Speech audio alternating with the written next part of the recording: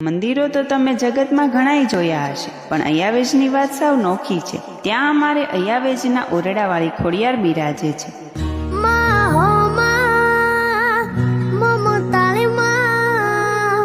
શેત્રુંજી નદીના કાંઠે અને પ્રકૃતિના ખોળે આવેલ આ મંદિરે સાક્ષાત આઈ શ્રી ખોડિયાર માતાજી હોવાની અનુભૂતિ થાય છે।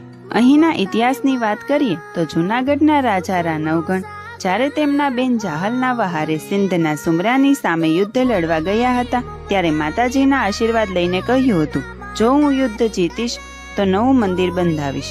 યુદ્ધ જીતતાની સાથે જ દરેક સૈનિકો એક એક ઈંટ મૂકી મંદિરનું બાંધકામ શરૂ કર્યું। આદિત્ય પરમારને રાજાના શાળા હોવાનું અભિમાન હતું, તેથી તેમણે ઈંટ ના મૂકી।